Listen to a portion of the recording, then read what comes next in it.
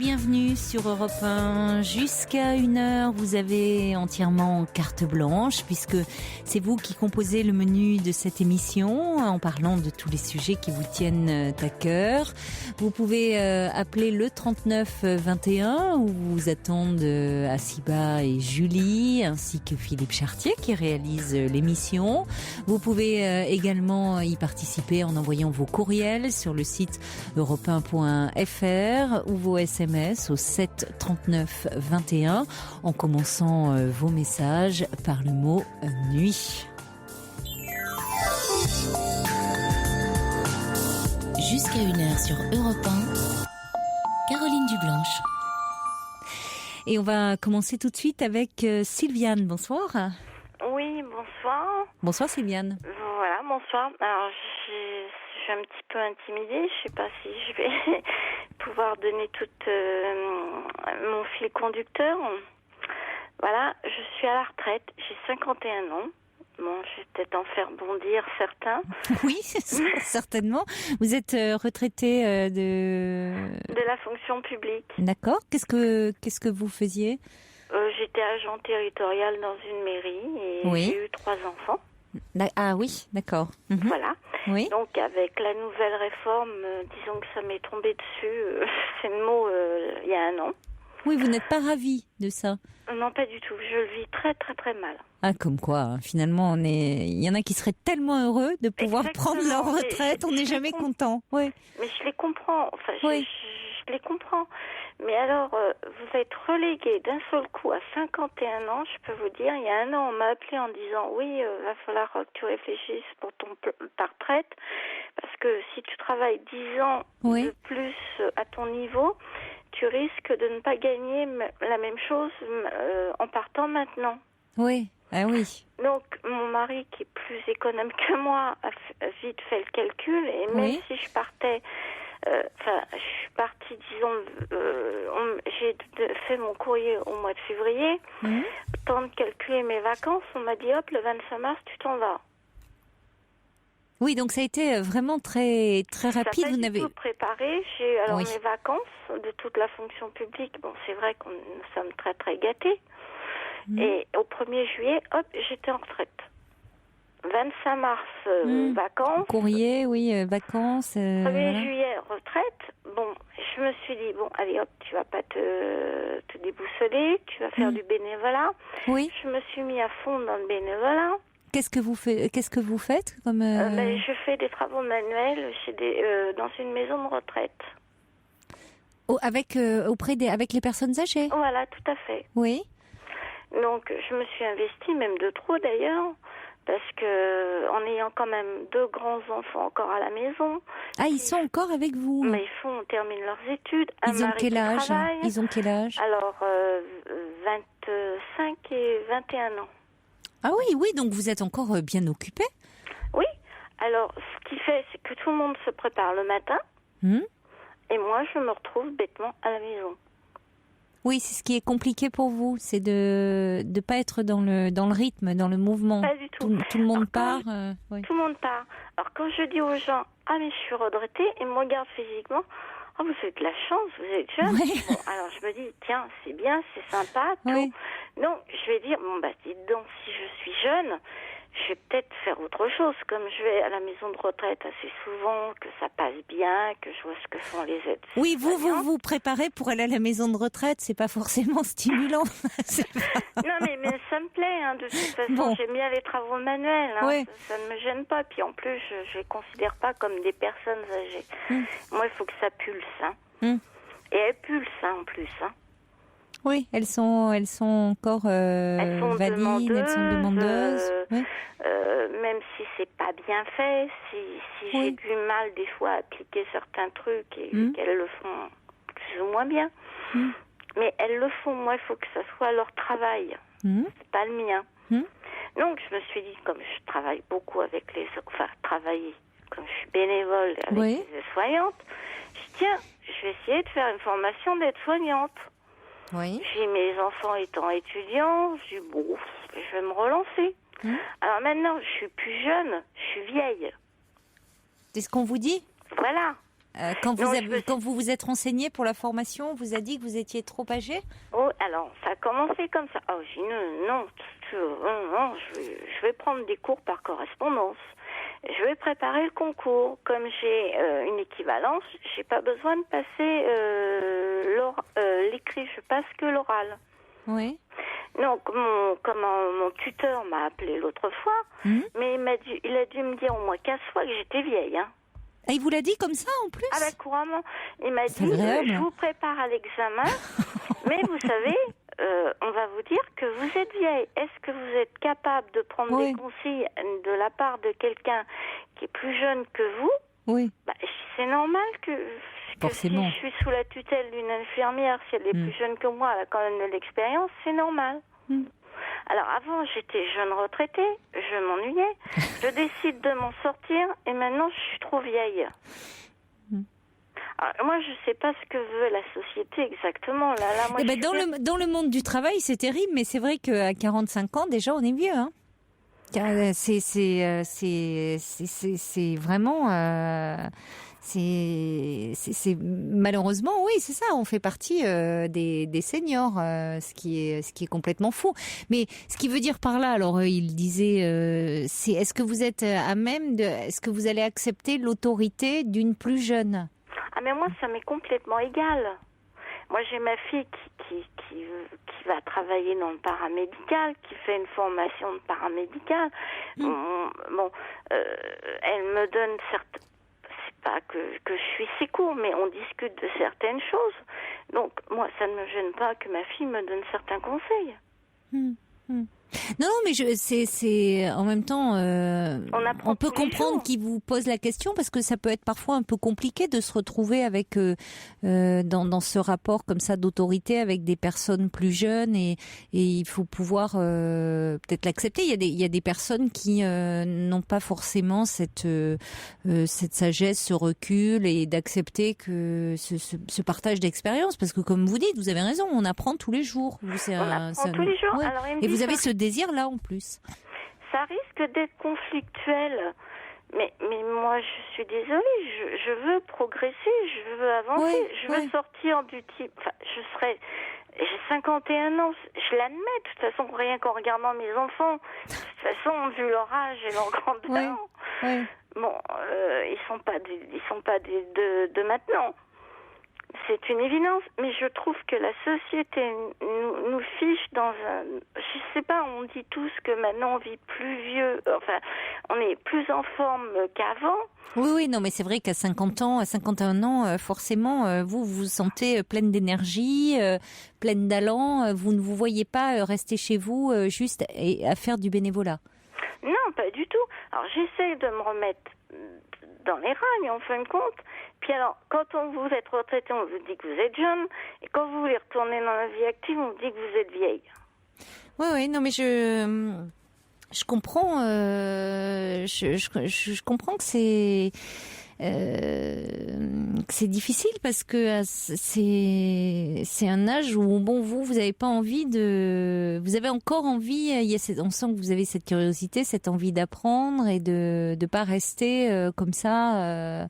Alors après, c'est une question de personnalité et de tempérament. Hein. Il y a des personnes qui pourraient très bien être heureuses quand vous dites, vous voyez votre mari, vos enfants se préparer le matin et ben vous restez là et ça vous plaît pas. Il y en a qui seraient heureuses de se dire, après tout, d'avoir du temps devant eux pour un peu traîner, ou faire des choses pour eux. Mais vous, c'est pas dans votre tempérament. Pas du tout. Vous avez certainement un tempérament très dynamique, besoin d'être occupé. Je trouve, moi je les fais rire à la maison, la société vous prépare à faire du tricot et du canevas. Vous êtes très manuel pourtant, mais ça vous suffit pas, quoi. Mais enfin pour moi le non, je veux pas dire que bon, tout le monde fait du canevas à n'importe quel âge, mais en fin de compte, on vous interdit. Enfin, je reviens toujours au même truc. Vous êtes jeune pour être à la retraite et puis vous êtes vieux pour la vie active. Alors je sais pas. Soit vous restez chez vous, vous sortez plus. Soit il faut sauter tous les barrages. Je sais pas comment je vais faire. Va falloir que j'y arrive de toute façon. De toute façon, il n'y a pas de limite d'âge pour faire cette formation. C'est plus que votre tuteur, là, comme vous dites, vous a mis en garde, enfin, c'est un bien grand mot, mais en vous disant est-ce que vous êtes prête à accepter, vous allez être formée par des plus jeunes, mais à partir du moment où, voilà, ça vous pose pas de problème, vous pouvez faire cette formation. Ah oui, non, il n'y a pas de limite d'âge. L'endurance, j'admets que c'est très fatigant. Oui, c'est un métier physique, hein. Physique. Oui. Moi, j'ai la chance d'avoir... je fais pas mal de sport, je fais pas mal de randonnées. Et puis, c'est vrai que... vous avez une bonne forme physique. Bon, je pense que c'est un peu familial, on a de la chance parce que j'ai maman qui a quand même 82 ans, qui n'a besoin d'aucune aide. J'ai ma tante de 90 ans qui conduit, qui fait de la gymnastique encore. Elle a quel âge ? 90 ans. Ah oui. De bons jeunes, hein, dans la famille. Oui, l'arthrose, ça conserve, hein, les rhumatismes, mais c'est tout. Ouais. C'est vrai qu'on a vraiment la frite. Et votre mari, lui, c'est pareil, la retraite, c'est pour quand, votre... Oh, dans 6-7 ans. D'accord, oui, donc il y a un décalage en plus entre vous deux. Ah, tout à fait. Parce que lui serait à la retraite, ça serait différent. Vous pourriez peut-être envisager les choses différemment, non ? Envisager de passer du temps ensemble, voyager, enfin... Bah oui. Alors que c'est ça, il y a un déséquilibre. Lui continue son activité professionnelle et vous sentez désœuvré. Tout à fait. Je me sens complètement mise au rencard. Ça vous tombe, c'est vrai que... Et je dis bien, il y en a que ça leur plairait. Oui, non, mais ça, et c'est tout à fait... J'essaye de pas être malheureuse. Tout en étant malheureuse, je conviens que c'est une situation confortable, parce que s'il fallait que je fasse un travail super pénible, je comprends, hein. Mais il y en a qui rêveraient d'être à votre place, hein, ça c'est évident, qui surtout là où maintenant il va falloir aller de plus en plus loin. Évidemment, l'espérance de vie s'allongeant, on va aller plus loin aussi. La retraite, ça sera pas avant 60 ans, voire plus. Certaines, quelle chance en vous écoutant mais vous sentez pleine d'énergie, et vous savez pas comment occuper votre temps, quoi. Enfin, ça peut tout à fait se comprendre. Moi, je suis le volcan. Hein. Moi, c'est une catastrophe. Ma maison, elle est faite de haut en bas. Hein. C'est une vraie catastrophe. Et j'arrive pas. Vous pouvez pas venir chez moi un peu ? Je vais vous trouver, moi. Je vais vous occuper. Ça ne me gêne pas. Alors, on va accueillir Marie-Colette qui est avec nous au 3921. Bonsoir, Marie-Colette. Bonsoir. Bonsoir. Alors, vous êtes infirmière retraitée depuis combien de temps ? J'ai 68 ans, je me suis arrêtée à 60 ans. D'accord, vous êtes arrêtée. Vous étiez contente C'est surtout, je n'en pouvais plus, j'étais complètement épuisée. Vous étiez épuisée, oui. Métier fatigant, hein, épuisant. On a discuté, je me souviens d'un soir où on discutait de ce métier. Beau métier, qui est mais métier quand même très rude. Oui, puis pour les aides-soignantes, c'est un métier extrêmement physique. C'est un métier très physique, très fatigant. Et je crois que je trouve très sympathique de vouloir. Je trouve très sympathique de vouloir être aide-soignante et aider les gens. Mais en fait, il faut être très rapide. Et à partir d'un certain âge, on n'est plus capable d'être aussi rapide. Attention, hein, Marie-Colette, Sylviane va se mettre en colère. N'allez pas dire que à partir d'un certain âge, vous voyez, on perd ses réflexes. Déjà, son tuteur lui dit assez qu'elle est vieille. Alors, vous allez dire qu'à 50 ans, on est vieux, voilà, qu'on a moins de réflexes. Je pense que mais de toute façon, je pense qu'on est le mot vieux, ça n'existe plus maintenant. On est des aînés. À 50 ans, écoutez, je crois que est-ce qu'on n'est pas vieux à 50 ans aujourd'hui? Non, mais c'est vrai. Aujourd'hui, à 50 ans, on n'est pas vieux. Autant, j'aime pas. C'est vrai que maintenant, et pour le coup, j'aime pas cette société qui fait du jeunisme à tout prix, hein, parce que c'est vrai qu'on n'ose plus dire, même pour des personnes qui sont dans le grand âge, on n'ose plus prononcer le mot vieux comme si c'était un gros mot. Alors que moi, je suis désolée, c'est pas péjoratif de dire des vieilles personnes, des personnes âgées, ça n'a rien de péjoratif. Mais c'est vrai qu'aujourd'hui, par rapport à il y a 20 ans, il y a 30 ans, des hommes et des femmes de 50 ans sont Tout à fait. en pleine possession de leurs moyens physiques et psychiques. Bon, évidemment, il y a des personnes qui ont des problèmes de santé, hein, et ça c'est. Mais quand on a la chance de ne pas avoir de ces problèmes-là à 50 ans, on est même physiquement. Je veux dire, les gens sont non plus sont bien, même sont beaux physiquement. Enfin, vous voyez, donc. En termes de réflexes et tout, c'est pas comparable, je trouve. On n'est pas vieux aujourd'hui, non, voilà. Non, on n'est pas vieux. Mais enfin, il y a des métiers fatigants. C'est vrai. Ça, c'est sûr que si on travaille dans le bâtiment, si on travaille dans... Oui. Voilà, ça c'est clair. Et c'est vrai, vous avez raison de dire qu'être-soignante est un métier quand même fatigant. Ça, c'est très je vous l'accorde. Et on court partout. Oui. Et... Physique. Il faut penser, c'est physique aussi, il ne faut pas se tromper, il faut faire... C'est vrai. C'est vrai. Enfin, par ça, je trouve très sympathique de vouloir être aide-soignante. Vous en avez conscience, ça, Sylviane, du côté quand même très physique et du fait que, bon, oui, il faut quand même pas se tromper, il faut pas... et puis du fait qu'il y a quand même de pouvoir un peu porter les patients, enfin, il y a... c'est... Non, mais tout à fait. Hein. De toute façon, je le vois faire... pas tous les jours, mais au moins 3 fois par semaine. Et je suis bien consciente qu'elle court partout. Oh, je me dis, tant pis, hein, je suis sur la pente descendante. Non, mais en fait, déjà aussi, on est aide-soignante. Hein. Il y a des postes plus faciles que d'autres. Ouais. Je vais tenter ma dernière chance et ma dernière tranche de vie professionnelle. Écoutez, vu comme ça, finalement... Parce qu'on se serait tenu la main. Il y a Sergio qui dit vous devriez monter sur scène parce que vous êtes drôle. Donc moi, vous pourrez faire rire comme ça vos futurs patients. Il faut beaucoup d'humour, oui. Oui, ça, on est sauvé qu'on a de l'humour. Oui. Mais vous savez qu'elles s'amusent beaucoup, mes petites grand-mères. Bah oui, non, mais on sent que c'est bien. Vous apportez comme ça, vous avez de l'humour et ça compte hein, dans ce métier de leur apporter un peu de l'humour, de la fantaisie aux personnes qui ne vont pas bien. Ça aide. Je suis quand même colère. Pourquoi? On va être jeune retraitée vieille pour entrer dans la fonction publique. Oui, ça vous a pas plu? Non, pas dans la fonction publique. Non, ça ne me plaît pas. Même si j'en suis consciente plus ou moins, mais ça a du mal à passer. Mais quand même, profitez justement d'être en bonne santé.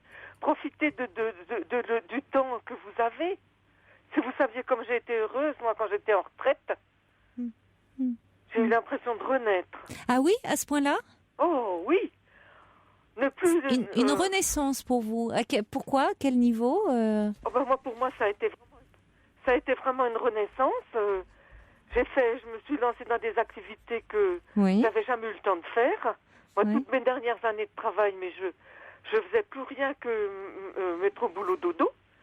Et puis après, j'ai vraiment eu l'impression d'une renaissance. J'ai fait de la peinture. Il y a plein d'activités pour les aînés. J'ai refait de la peinture, j'ai fait de la gym aquatique. Oui, mais je comprends. Mais je pense que vous avez eu, vous, un métier où... c'est ça, parce qu'on dit le métier d'infirmière qui est très aimé d'ailleurs. Hein, nos citoyens aiment beaucoup les métiers. Parce qu'évidemment, vous êtes entièrement dévoué aux autres, même si c'est un métier rude et malheureusement pas assez payé, compte tenu de la tâche, de l'ampleur de la tâche.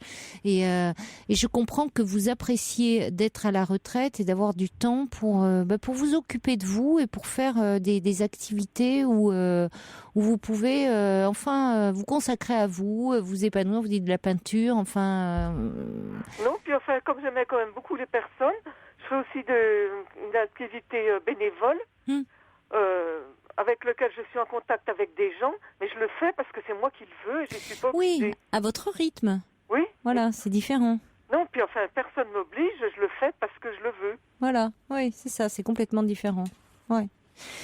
Il y a Paco de Chambéry qui disait par rapport à ce que disait votre tuteur Sylviane sur le fait que il pouvait y avoir des frictions sur le fait d'être formé par des plus jeunes que vous.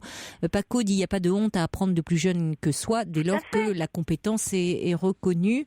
Et puis il y a Sergio, je disais puisque vous avez de l'énergie à revendre, vous pouvez venir un peu chez moi puisque chez vous tout est en orne du sol au plafond. Sergio dit vous pouvez aussi venir après être passé chez Caroline, chez lui. Ça devrait bien vous détendre. Après, comme ça, vous serez bien, vous aurez un peu moins d'énergie peut-être. Allez, on va accueillir également Colette qui est avec nous. Bonsoir Colette. Bonsoir. Bonsoir. Je venais apporter mon témoignage qui est un peu atypique, mais qui peut peut-être encourager votre auditrice. Sylviane, oui. Oui. Voilà, actuellement, j'ai 61 ans, je vais avoir 62 ans dans l'année. Après avoir passé 40 ans dans une administration, on m'a aimablement, suite à un changement de statut de l'administration qui est devenu privé, on m'a tout simplement, on nous a, puisqu'on était 44 000 mis sur la touche très gentiment à 55 ans, tout le haut de la pyramide des agents, quoi. Et partant de là, 55 ans, je me suis trouvée, donc, après m'être beaucoup investie, professionnellement, sur la touche, comme 44 autres mille de mes collègues. Et comme j'étais aussi investie beaucoup dans l'associatif par le biais du syndicat professionnel, je me suis retrouvée vraiment un peu perdue. Je me suis néanmoins délectée la première année parce que c'est vrai que déjeuner, prendre le temps de déjeuner, lire son journal, c'était merveilleux les premiers mois. Tout à fait. Mais par contre, après, je vous dis pas, je ne suis pas crochet, je ne suis pas dentelle, je ne suis pas tricot. Alors, une fois j'avais terminé mon balcon et mon ménage, tout à fait. Faut dire que l'activité me manquait énormément. J'ai la chance d'être dotée d'une santé relativement bonne. Oui. Donc, j'ai fait ni une ni deux. J'avais un tout petit bien agricole vraiment ridicule qui est vraiment un timbre-poste. J'ai saisi l'opportunité. Je suis revenue faire une formation pendant toute une année, une formation agricole. Après une année passée donc dans l'administration, dont une partie à Paris. Et je me suis retrouvée pendant tout un an avec des jeunes qui préparaient un bac pro agricole. Ils avaient en moyenne 18 ans, moi j'en avais 56. Ah ouais. Et comment ça s'est passé alors les 3 premiers jours, j'avais une peur panique parce que c'est pas évident de se retrouver avec 25 jeunes de 18 ans, mais j'ai été très bien accueillie. Il faut dire que j'avais un caractère aussi un peu maman pour eux. Je leur arrangeais un petit peu j'ai été très bien accueillie, il n'y a pas de problème. Alors ça a été un peu difficile pour me remettre aux études, mais j'y suis arrivée. J'ai eu mon diplôme au bout d'un an. J'ai fait mes stages, donc je les ai eus. Et maintenant, je travaille évidemment à un rythme qui est tout à fait différent par rapport à si j'avais une véritable exploitation agricole avec des animaux et tout ça, donc ça n'a rien à voir. Moi, je fais des céréales bio, par exemple, et je les vends directement. Comme j'en ai très peu, j'ai pas de problème. Ça m'occupe, je m'éclate, j'ai un très bon contact, les gens sont ravis sur les marchés de parler, et je vous assure que donc j'engage la personne si elle a vraiment c'est un succès donc comme ça. Il faut aller au bout de ses désirs parce que c'est quelque chose que j'avais réprimé pendant 40 ans. Parce que mon père m'avait dit, t'es une fille, tu travailles bien à l'école, tu dégages, tu seras mieux que d'être sur une ferme. Donc je suis partie, comme il m'avait dit, j'ai passé mes concours, je les ai eus, j'ai travaillé 40 ans, je me suis pas forcément éclatée, mais je l'ai fait. Et maintenant, je revendique le droit de faire ce que j'ai envie de faire, même si c'est ridicule, quoi. Moi, je m'éclate. Mais elle a raison, parce que moi je la comprends, parce que moi j'étais dans le milieu, à mon travail, j'organisais les manifestations festives et culturelles, et je la comprends, et moi je voudrais faire du domicile en tant qu'aide-soignante. Et aujourd'hui, j'ai emmené tout le monde à Foire Agricole pour acheter un âne. Pour si je m'en vais à la campagne, au moins j'aurai un petit peu de terre aussi, en étant aide-soignante et mon âne. Qui veut acheter un âne ? Oui. C'est vous, Sylviane? Oui, c'est mon rêve. Ah oui, ça je vous comprends. Il faut savoir que quand on a nos... Oui, c'est merveilleux, mais là, je vois pas le rapport avec le métier d'aide-soignante. Si, parce que vous n'allez pas aller à la campagne, oui. en les faisant du domicile comme ils en demandent, apparemment. Oui. Vous n'allez pas faire des visites à domicile sur le dos de votre âne? Ah non, pas du tout, peut-être à la boulangerie. Marqué, on vous remarquerait là. Hein. Tout à fait. Mais c'est mon but. Bon, c'est peut-être n'importe quoi, mais enfin, ça sera peut-être mon dernier truc professionnel. C'est un peu n'importe quoi, oui. Mais bon, ça fait penser là, oui, c'est le plateau du Larzac là, c'est un peu. Mais bon, pourquoi pas, hein, on peut rêver. Mais vous pouvez être aide-soignante et avoir un prêt avec un âne, hein.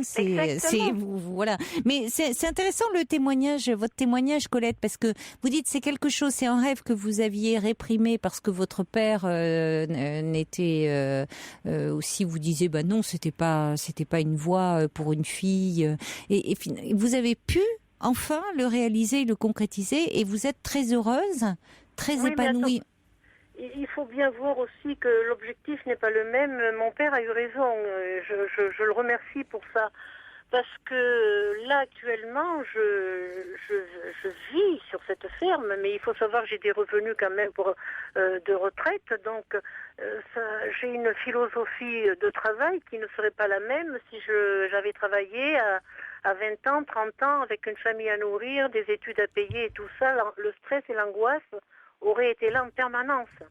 Tandis que maintenant, je le fais avec une philosophie de bien-être, de service rendu, de satisfaction.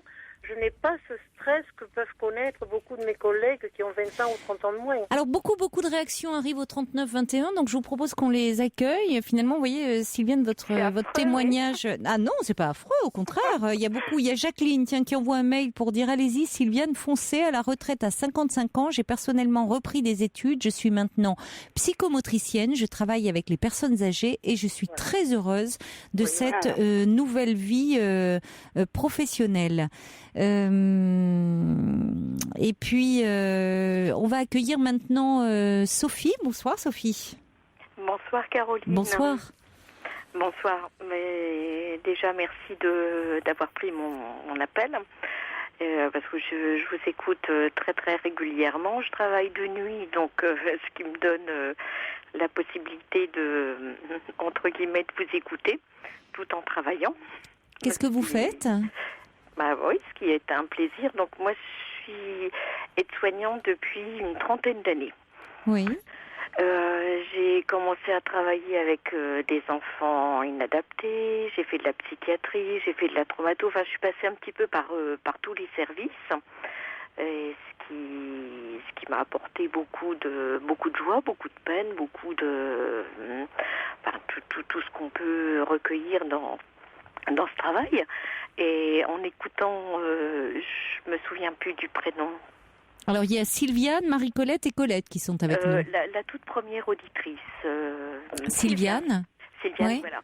Et moi je peux lui dire que si elle a vraiment envie, qu'elle fonce, parce que c'est un travail où on a beaucoup de satisfaction, beaucoup de peine aussi, où c'est très difficile, mais il faut y aller. Si on a vraiment envie, il faut y aller. Voilà. Vous y trouvez beaucoup de satisfaction? Énormément. Oui. Énormément. Donc le fait que Sylviane ait envie d'entreprendre une formation à 51 ans ne vous paraît pas un projet fou? Non, absolument pas. C'est pas du tout absurde. Non. À partir du moment où on a quelque chose à donner, surtout maintenant, il faut donner. Il faut donner, quoi. On reçoit énormément, on donne énormément, mais on reçoit aussi énormément. Et c'est là où on est très valorisé. Même si on ne le reconnaît pas toujours de par nos supérieurs, mais c'est un travail où on est très très valorisé parce qu'on reçoit beaucoup de confidences que jamais j'aurais pu penser recueillir. Mais il faut y aller, on a besoin de gens comme nous parce que c'est nous qui faisons le lien entre les médecins, entre les infirmières, entre les cadres, et on est un lien très très important entre les familles et tout le reste du corps médical. Ben merci beaucoup et bon courage alors, puisque vous travaillez cette nuit ? Non, cette nuit vous êtes de repos. Non, je suis de repos. Donc vous pouvez nous écouter tranquillement là. Ah oui, je vous écoute très très régulièrement et puis je vous ai appelé il n'y a pas très très longtemps parce que je viens de perdre ma maman. Donc je comprends d'autant plus les gens qui ont envie un petit peu de faire ce travail. Il faut être très humain, il faut être, il faut avoir beaucoup de force.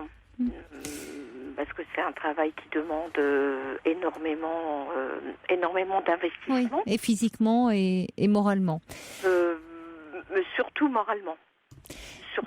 Merci beaucoup d'avoir partagé votre expérience avec nous, Sophie. Ce soir, on va également accueillir Virginia qui est là avec nous au 39 21. Bonsoir Virginia. Oui, bonsoir. Bonsoir. Alors oui, moi je veux réagir surtout sur l'âge qui a l'air de poser problème à cette dame.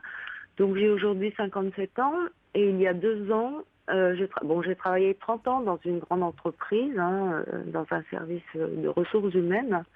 Et puis j'ai eu un souci de santé et à ce moment-là, on se pose beaucoup de questions.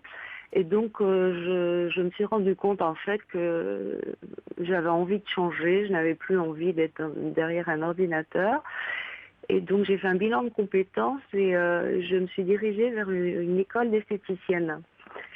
Donc, pendant 9 mois, j'ai été étudiante avec des jeunes filles de 17, 18, au maximum 20 ans.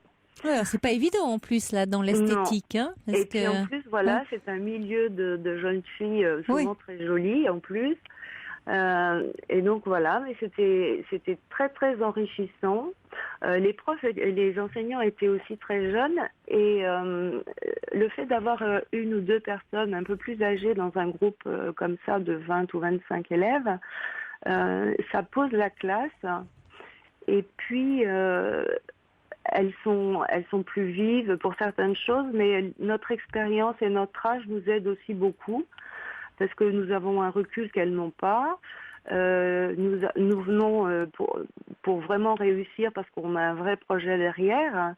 Et ça les cadre aussi. Et c'est aussi enrichissant pour elles que pour nous. Et puis, effectivement, j'ai eu des stages aussi en institut et j'avais des jeunes responsables. Donc, j'étais bien plus âgée qu'elles. Donc là, c'est un peu plus compliqué à gérer, mais en même temps, il faut être simple, quoi. Il faut être humble et puis on apprend le métier comme tout le monde. Et voilà. Donc, je pense que l'âge n'est vraiment pas un souci. Moi, je pense qu'au contraire, c'est un atout. Et puis, en plus, dans le milieu qu'elle a choisi, je crois que c'est encore plus nécessaire peut-être d'avoir un vécu plus important que des jeunes filles ou des jeunes femmes. C'est important, l'expérience compte aussi, quelle que soit l'importance que l'on ait eue, l'expérience humaine, même si c'est pas une expérience forcément, c'est ce que vous voulez dire, j'imagine, pas forcément l'expérience professionnelle, l'expérience technique, mais c'est pas d'être une bonne technicienne, c'est aussi d'être en termes d'humanité. C'est aussi un métier où on est beaucoup dans l'humain, donc ça compte aussi tout ce qu'on a pu vivre et alors après le vécu n'est pas forcément lié à la durée de la vie. Il y a des gens qui ont déjà un vécu, une humanité, même avec un jeune âge. Oui, ça ne veut rien dire. Mais bon, je crois que après, si vous vous destinez à cette profession-là, Sylviane, il n'y a certainement pas de hasard non plus. Donc bon. Ça... Mais c'est intéressant toutes ces expériences parce que je trouve ça moi courageux et finalement dans tous les parcours que l'on a là en vous entendant à chaque fois ça c'est en même temps bon vous appelez pour dire que ça s'est bien passé. Peut-être qu'il y en a parmi vous qui ont essayé et ça c'est pas bien, ça s'est soldé de façon négative. Ça serait intéressant aussi de vous entendre. Hein. Vous avez essayé de vous reconvertir et ça s'est pas bien passé. Vous pouvez aussi appeler le 3921.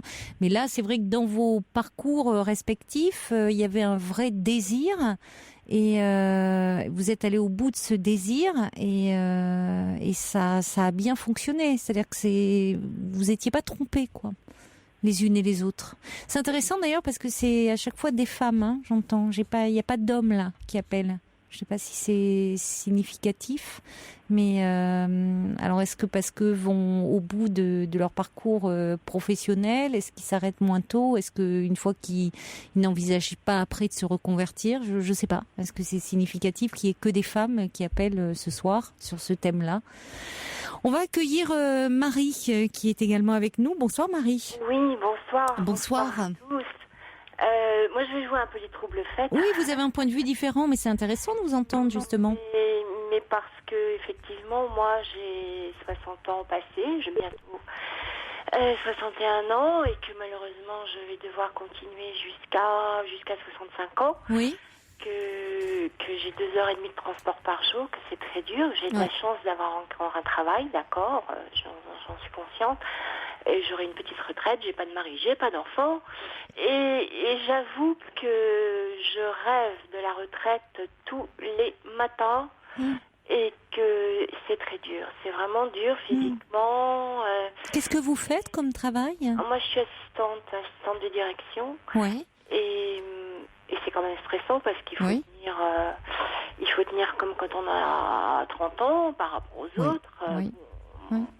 Ça va, je tiens le choc, j'ai l'expérience qui m'aide à gagner du temps, mais c'est vraiment très fatigant. Donc c'est pour ça que je réagis parce que moi, c'est tous les matins que je voudrais être en retraite. Alors, mais 2h30 de transport par jour, c'est... Et malheureusement, il y a beaucoup de personnes qui ont cette durée de transport comme ça. C'est épuisant, hein. Épuisant. C'est épuisant parce que outre la charge de travail, comme vous dites, où il y a des contraintes, des responsabilités, mais le temps de transport aussi joue sur la fatigue. Ça joue, bien sûr, ça joue, sur la fatigue. Et je sens l'âge, je sens vraiment l'âge. Oui, vous en avez assez, vous sentez l'âge, vous sentez le poids. Oui. Et j'ai une vous apprécieriez, vous, de ne pas justement, le matin, de pouvoir un peu faire une grasse matinée, de prendre votre petit déjeuner, de ne pas avoir à vous lever, quoi. Ah oui, et puis j'ai une vie intérieure qui me ferait faire beaucoup de choses, mais que je fais un peu le week-end, mais de plus en plus difficilement. Et vraiment, voilà, je voulais dire ça pour faire relativiser un petit peu l'ennui et tout, parce que il y a vraiment des situations qui sont difficiles. Voilà. Oui, mais moi j'entends complètement votre point de vue parce que je trouve que aujourd'hui dans notre société, le vrai luxe c'est le temps. Voilà, exactement. C'est d'avoir du temps. Et alors d'avoir du temps pour soi, c'est vraiment le vrai luxe. Alors je sais que la plupart des gens aujourd'hui aiment avoir justement le remplir et avoir un agenda de ministre. C'est y compris pendant leurs vacances. Souvent, il y a des gens qui sont terriblement angoissés à l'idée d'avoir une page blanche et d'avoir justement de ne pas avoir des journées remplies comme ça. Il faut que des activités. Après, c'est la peur du vide, du vide dépressif. Mais finalement, c'est une autre forme de dépression d'être dans ce côté de devoir remplir. Donc, je comprends très bien ce que vous dites, parce que quand parfois le fait d'avoir aussi une vie intérieure permet de pouvoir être aussi dans une autre forme un peu plus méditative et contemplative et d'accepter d'avoir comme ça du temps devant soi. Alors c'est sûr que j'y pense et que je me dis que quand je serai à la retraite, je resterai pas sans rien faire, je serai certainement bénévole à mon rythme. Et les expos et le restant. Et même si j'ai une petite retraite, je pense que j'arriverai à m'en tirer. Mais bon, c'est vrai que là, en plus, j'ai une vieille maman qui habite en province, qui a 93 ans. J'ai beaucoup de mal à aller la voir. Je la soutiens de loin. Et c'est vrai que si je pouvais avoir du temps pour elle aussi. Oui, à lui consacrer. Ça serait bien. Donc voilà, je voulais faire relativiser un petit peu. Oui, mais c'est intéressant de vous entendre parce que j'imagine que il y a aussi des personnes qui se retrouvent complètement dans votre vision des choses et dans ce que vous vivez, dans ce que vous ressentez. Oui. Hein, c'est ce que je vous disais d'ailleurs, Sylviane, au début. C'est-à-dire que vous, ça correspond à votre tempérament, à votre dynamique. Le fait aussi que vous êtes en couple et que votre mari, lui, continue son activité professionnelle, donc qu'il y a un déséquilibre. Et puis bon, voilà, c'est une dynamique personnelle, mais que on peut aussi entendre qu'à un moment, bon, dire, bah voilà, stop, il y a autre chose que le travail et j'ai envie de m'occuper différemment. Et bon, il y a une vie en dehors du travail. Voilà. Super vie en dehors du travail. Oui, bien sûr, ça s'entend aussi, tout à fait. Oui, c'est Colette. Oui, Colette. Je comprends très bien le dernier témoignage parce que même si actuellement j'ai dit que je m'éclatais, j'ai vécu des choses très difficiles à la fin de ma carrière professionnelle, puisque c'était une entreprise avec des rénovations permanentes sans arrêt. Et c'était vraiment pour tout le personnel, dans la totalité du personnel, c'était devenu du travail subi, où il n'y avait plus aucune reconnaissance de l'être humain, de l'individu. Oui. On était devenus autant avant on était des êtres humains au service d'autres êtres humains, autant là on était devenus des caisses enregistreuses et des vautours. Et quand on nous oblige à être ça, c'est pas dans la nature humaine. Et j'étais dans la situation, comme beaucoup d'autres. Oui. Et la différence sur l'organisme humain entre le subi et le choisi, ça n'a rien à voir. Oui, vous avez raison, Colette. C'est le sens, après, c'est le sens du travail. C'est le sens que l'on donne à son travail. Et c'est ça, entre le travail subi et le travail choisi. Or vous, puisque Colette, je rappelle pour ceux qui nous prendraient en cours de route, c'est-à-dire que vous avez vous avez 60 ans, le bac pro agricole, vous avez monté une petite exploitation de céréales bio et vous vous éclatez à les vendre comme ça. Ça a du sens, ce que vous faites. C'est-à-dire que vous n'êtes plus au service de quelqu'un. Enfin, c'est vraiment vous, vous êtes votre propre chef d'entreprise. Enfin, ce que vous faites a vraiment du sens. C'est pas la même chose que vous, Marie, aujourd'hui, où vous dites, bon, vous êtes assistante de direction. C'est pas que le métier est intéressant en soi, mais comme vous dites, il faut rester dans la course, dans la compétition par rapport à d'autres plus jeunes, où vous sentez qu'ils ont parfois les dents longues et il faut rester. Enfin, c'est pas la même. C'est quelque chose de. C'est la guerre. C'est une mini-guerre tous les jours. Oui. Bon, je sais la faire, la guerre. Je perds des batailles, je la perds jamais. Oui, mais enfin, ça coûte. Le milieu du travail est devenu vraiment brutal pour les organismes. Oui. Bah, il y a beaucoup de souffrance, beaucoup de souffrance au travail et les médecins le disent, les médecins généralistes le disent dans leurs consultations. Ils voient de plus en plus. Il n'y a pas une semaine ne se passe sans qu'ils voient des cas de personnes qui se plaignent de harcèlement dans le cadre du travail, de souffrance au travail. Et on sait qu'en période de crise économique, les petits chefs ont la part belle aussi. Bah oui, détruisent des individus. Bien sûr. C'est vrai. Bon, donc en tout cas, il y a Orchidée c'est un petit message pour vous, Sylviane, qui dit « J'imagine que les personnes dynamiques et enjouées sont de vrais rayons de soleil pour les malades, alors ne manquez pas l'occasion d'être utile si vous êtes attiré par ce métier. Rien n'est impossible pour la jeune retraitée que vous êtes. » Bien, je vous remercie de tous ces gentils témoignages. Et puis un petit message pour vous, Marie, qui dit « Le travail n'est pas un repère vital, sinon la retraite serait d'un ennui à mourir. » Oui, c'est vrai que c'est ça. Il y a aussi une façon d'organiser sa retraite et de lui donner du sens, parce que, comme vous dites, Marie, quand on a une vie aussi intérieure, il y a aussi une vie après le travail. Oui. oui, autre, oui. Il y a une vie après le travail. Eh bien, ce ne sera pas mon cas. Et enfin, si, ça va être mon cas, mais ça va être un peu réduit. Mais bon, c'est mal fait, hein. Je pense que. Mais ça va venir. Il y a Fleur de Cactus qui dit le temps choisi est un espace précieux qu'il faut apprendre à apprécier sans vouloir remplir à tout prix. Il y a Sergio qui dit en Afrique, ils disent vous avez la montre, nous, on a le temps, c'est vrai. Et il y a Georges qui dit moi, j'aimerais bien être à la retraite, j'ai plus envie de rien faire. Même ce que fait Fifi, ça serait trop, c'est dire. Il est content, Fifi. Le pauvre qui fait toute la nuit, hein. C'est dur le travail de nuit. Ben oui, mais bon, voilà. C'est pas stupide pour lui. Comment non, c'est un plaisir. Non. C'est un plaisir d'être là avec nous. Enfin, c'est moi qui le dis, hein. Mais bon, je parle à sa place, oui. Je sais pas, il faudrait qu'il vienne lui le dire au micro, hein. Il est peut-être pas d'accord.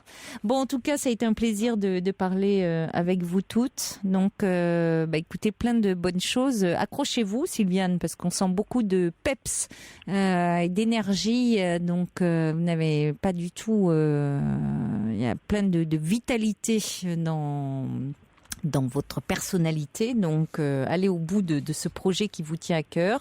Merci à vous, Marie-Colette, Colette, Sophie, Virginia. Et puis, bon courage, Marie, pour les quelques années là qui vous restent. Oui. Prenez soin de vous, surtout. Oui.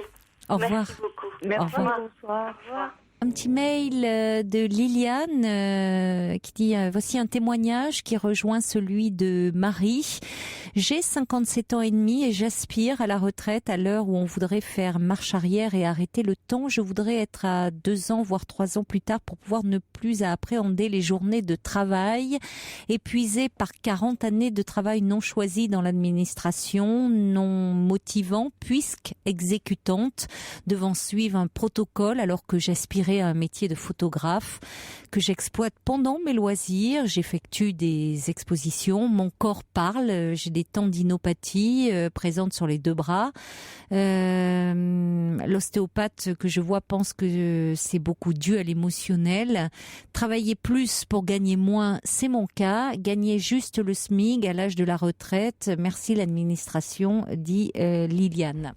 Et oui, les postes comme ça où on est réduit à des postes d'exécutants, effectivement, c'est pas très gratifiant ni valorisant. Heureusement que vous pouvez en dehors faire des photographies, exposer, et donc là vous réalisez et être valorisé quand même sur ce plan-là. Il y a Lily aussi qui dit « J'ai dû stopper mon travail bien avant la retraite à mon corps défendant. Disposer à loisir de mon temps est aujourd'hui un vrai bonheur. » Et on accueille maintenant Sacha. Bonsoir. Bonsoir Caroline. Bonsoir Sacha. Écoutez, je voulais vous remercier pour votre présence tous les soirs et votre jolie voix qui vous accompagne dans la nuit. Ça fait beaucoup de bien. Merci. Alors, écoutez, moi, je suis à la retraite. J'ai 67 ans. Je profite pleinement de ma retraite. Oui. Je suis d'ailleurs moi-même à 50 ans partie. J'ai tout quitté pour partir en Afrique pour m'occuper d'un projet de développement. Ah oui. Et donc je suis revenue. Bon, c'est pas parce que j'ai travaillé pour un village et un projet humanitaire que on trouve en Afrique que des gens bons et gentils. J'étais partie dans cet esprit. Et bon, finalement, j'ai eu une expérience qui était très positive, qui était très belle, mais qui s'est soldée quand même par quelque chose d'assez douloureux parce que j'ai dû partir un petit peu en catastrophe. Mais enfin, je vous appelle pas pour ça. C'était pour vous parler à la suite de toutes ces personnes qui ont appelé par rapport à leur travail. Donc moi, là-bas, j'ai fait un travail merveilleux et c'est donc une très jolie histoire, un très beau souvenir pour moi. Alors aujourd'hui, je voulais vous parler de ma vie sentimentale. Oui. Donc j'ai vécu une passion à l'âge de 40 ans. Oui. Et cette passion ne me quitte pas. J'ai 67 ans aujourd'hui. Et les hasards et les coïncidences me ramènent tout le temps sur le chemin de cet homme que j'ai follement aimé et que je crois continuer d'aimer. Je dis malheureusement parce que ça m'empêche d'avancer dans ma vie sentimentale et j'ai bien conscience que j'ai un problème émotionnel que je n'arrive pas à gérer. Pourtant, j'ai fait de la sophrologie individuelle, collective. J'ai tout fait, si vous voulez, pour me débarrasser de cette histoire. Bon, tout d'abord, j'ai essayé de l'expulser, de m'arracher à cette histoire, et finalement, pour m'apercevoir que ça ne servait à rien et qu'elle était toujours là, présente en moi. Donc finalement, je me la suis intégrée et appropriée comme quelque chose de beau qu'on ne peut pas m'ôter, que j'ai vécu et qui m'a rendue merveilleusement heureuse. Mais aujourd'hui, vraiment, si je vous appelle, c'est que je suis retournée dans le pays où j'ai rencontré cet homme, et je l'ai revu chaque fois, parce que c'est le pays où habite mon fils, et chaque fois que je vais là-bas, je le rencontre. Il est sur mon chemin d'une manière ou d'une autre. Et donc cette fois-ci, j'étais en compagnie de ma fille, de mes petites filles, dans une pâtisserie à midi, donc il y avait vraiment peu de chances que je le rencontre là. Et tout d'un coup, je suis devenue très très rouge, et j'ai eu comme un espèce de malaise. Et ma fille me dit, mais qu'est-ce qui t'arrive, ça va pas, qu'est-ce qui se passe? Et en fait, j'ai ressenti comme une espèce de décharge électrique dans mon dos, et je tournais le dos à la porte. Et à ce moment-là, ma fille me dit, maman, ne te retourne pas, parce que un tel est là, j'arrive pas à prononcer son prénom, un tel est là. Et là, je me suis effondrée. Physiquement?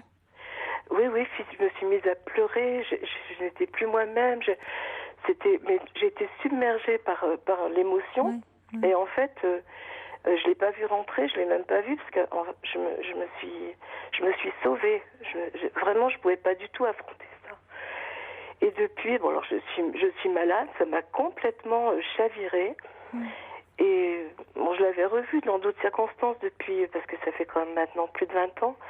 Je l'avais revu, et chaque fois, si vous voulez, ça, évidemment, ça, sans me bouleverser à ce point, ça me chavire un peu. Mais là, franchement, je me dis, c'est pas possible. Je m'en veux à moi-même. J'essaye d'être un peu indulgente, parce que aujourd'hui, je vis seule. J'essaye aussi de pas m'accabler, parce que c'est déjà assez dur. Oui, c'est déjà suffisamment douloureux sans plus vous accabler. Pourquoi ça n'a pas cette histoire, cette passion Pourquoi elle n'a pas marché? Oui, qu'est-ce qui n'a pas marché? Il n'était pas libre. Et il est marié? En fait, c'est-à-dire que lorsque j'ai rencontré cet homme, il allait quitter sa femme parce qu'elle ne voulait pas lui faire d'enfant. Oui. Et pour lui, c'était important. Et puis finalement, au moment où il allait la quitter, elle lui a fait un enfant. Et on s'est rencontrés, sa petite fille avait 4 mois. Donc ça a été, je suis restée 4 ans avec lui, mais ça a été les 2 premières années ont été absolument merveilleuses. Oui. Et j'ai vraiment l'impression d'avoir rencontré l'âme sœur, ma moitié d'orange, Et puis, les 2 dernières années ont été épouvantables. On est tombé dans une passion totalement dévastatrice, totalement, destructrice. Et donc moi, c'est moi qui l'ai quitté, parce que je devenais folle, je ne me reconnaissais plus. En fait, c'est un homme qui m'a révélé à moi-même. Moi, j'ignorais que je pouvais être telle et telle autre femme que la petite femme tranquille que j'étais avec mes enfants. J'ai vécu 18 ans avec un homme avec lequel j'ai divorcé, comme tout le monde, maintenant presque. Et cet homme que j'ai rencontré, il m'a complètement révélé à moi-même, et on a vécu quelque chose de magnifique. Donc, j'ai l'impression on dit que quand on a été dans l'antre du château, on ne peut plus être dans la cour du palais. Ah, c'est joli ça. Qui dit ça? Ça veut dire que c'est comme s'il n'y avait rien eu avant, c'est comme s'il n'y avait rien eu après. Évidemment, avant, il y a eu mes enfants, mon ex-mari avec lequel j'entretiens de bonnes relations. Donc, On a su divorcer intelligemment. Et, mais là, j'ai eu d'autres, évidemment, j'ai vécu d'autres histoires depuis ma rupture avec cet homme. Alors, on va retourner dans le château, mais ça sera après le journal de minuit. Donc, restez en ligne avec nous, hein, Sacha. Merci. Okay.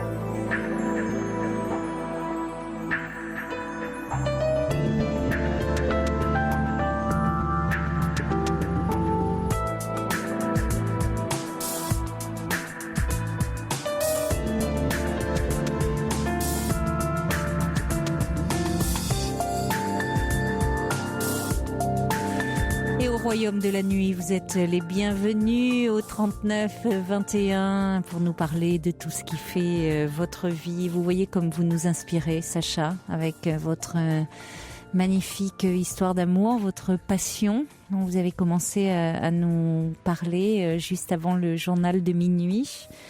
Vous êtes là, Sacha. C'est votre magnifique expression qui dit que quand on a pénétré dans l'antre du château, on ne peut plus se contenter de la cour du palais. De la cour du palais. C'est de qui, ça? Je sais pas, c'est de moi. C'est de vous, hein? Vous en parlez magnifiquement bien. Hein? Écoutez, je sais pas, mais en tout cas, j'aimerais tellement que vous puissiez me dire, mais ça va vous passer. Ça ne me passe pas, c'est terrible. L'avant-dernière fois que je suis allée dans la région, j'ai passé une semaine chez mon fils et j'étais contente parce que je l'avais pas vu de toute la semaine. Bon, j'y pensais, donc j'étais en voiture et sur le retour, donc je rentrais chez moi. Eh bien, à un moment donné, il y avait des travaux sur la route, les voitures se sont arrêtées et devant moi, donc dans une magnifique voiture décapotable, je voyais quelqu'un qui m'était passé sa main dans sa chevelure. Je me demandais si c'était un homme ou une femme.